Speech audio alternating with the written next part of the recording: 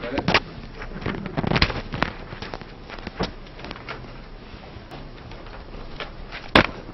Why don't we get started? Our next colloquium opportunity will be next week on Thursday evening at the Engineering Week banquet.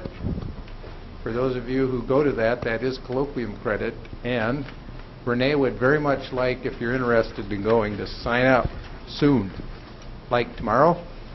And I do know that clubs, if you're a member of IEEE, they will pay your way and the way for your date. Best club ever. ASME will pay your way and the way for half your date. Okay, I don't know about SWE, EWB. All our money's going to our project, so just fund it yourself. Okay, that's next Thursday. We will not have a colloquium here next Wednesday. Any questions? No? Yeah. Yes. Any questions? Yes, sir. If we're part of ASME and IEEE, can we bring 3.5 people? Maybe they'll pay you to go.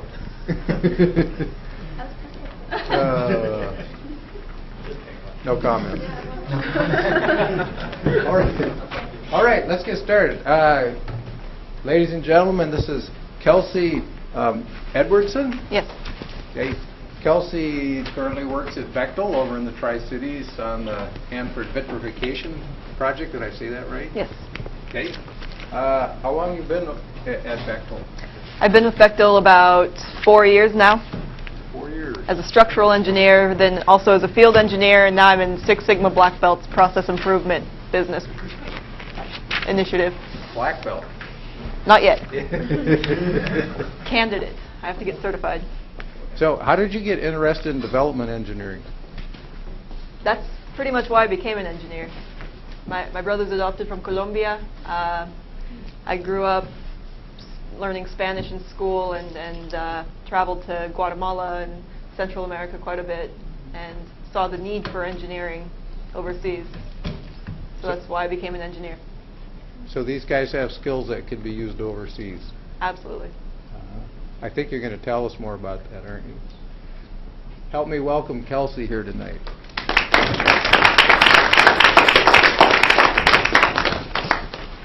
Well, hello, everybody.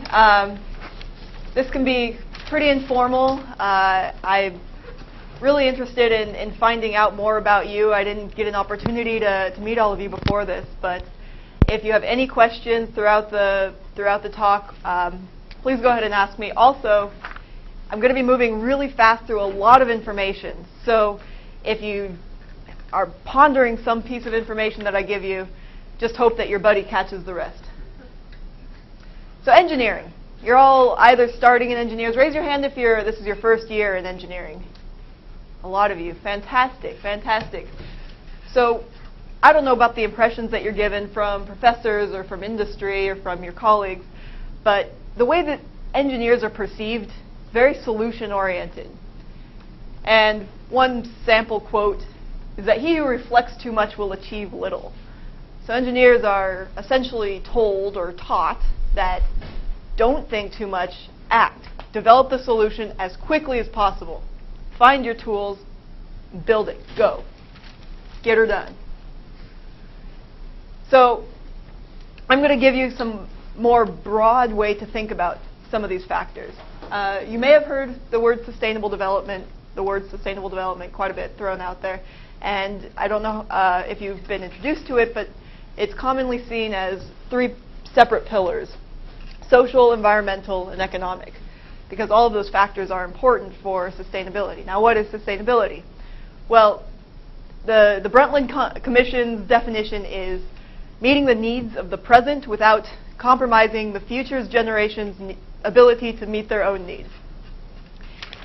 That's kind of the basic definition. Obviously, the word sustainable means it needs to be lasting for a while.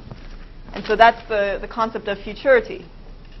Also, sustainable development has the concept of equitable. That's for the current time where we are now today, concern for today's disadvantage, empowerment of the disadvantaged. Thirdly, a part of the definition and a factor that's common through all definitions is public participation. So that kind of counters already the engineering view of give me all the information, I'm going to design a solution and implement, go.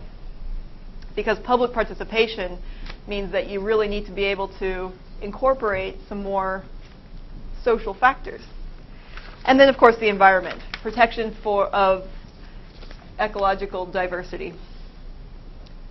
So today I will be focusing on the social pillar.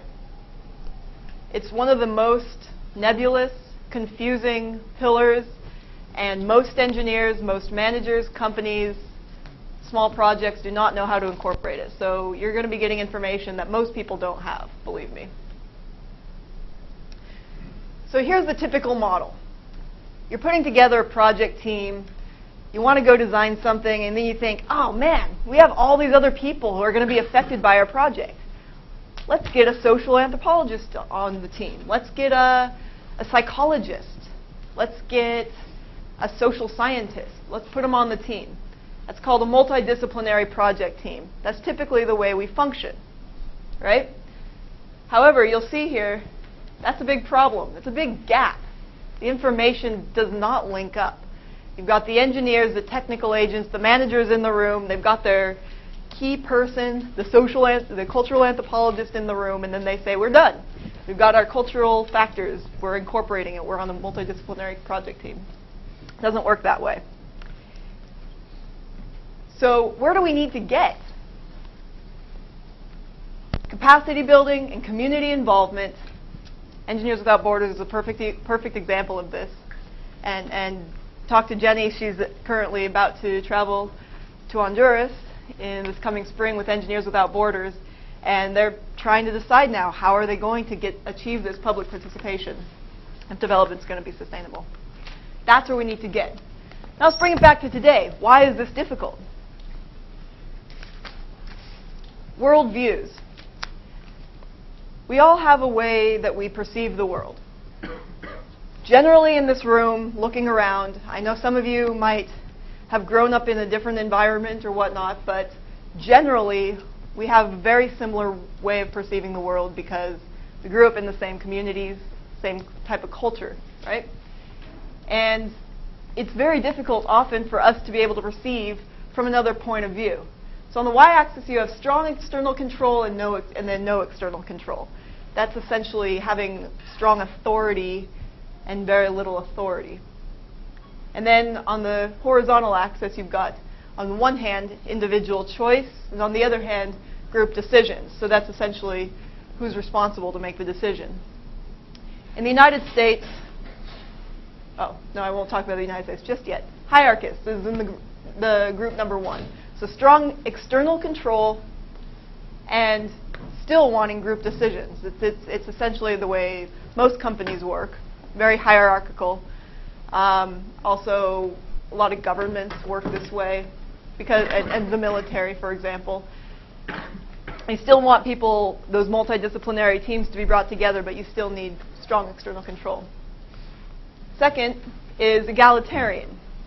Now, if you were to compare the United States to Europe, for example, you would see that as far as this is all spectrum, and this is a very simplistic model, but as far as the spectrum is concerned, Europe tends to be more in the egalitarian box because they value these group decisions a bit more, and they've almost been forced to post-World War. In the third box, you see there, individualist. This is the United States. We don't like external control if possible, and we really value our individual choice. We're individualistic. It's okay. It's just the way you perceive the world. And you need to understand that so that when you're meeting other people and going to different cultures and trying to design things, you can try to see where they come from first. And then finally, I won't really talk about that, the fatalists. Fatalists are, well, by nature of the word, true believers. I mean, they want that external control so they have something to fight against. Terrorists, for example. So, there are two different approaches. One we already discussed, you can bring an anthropologist along on the team and say that you're done. Or you can assume the responsibility and gain the skills yourself.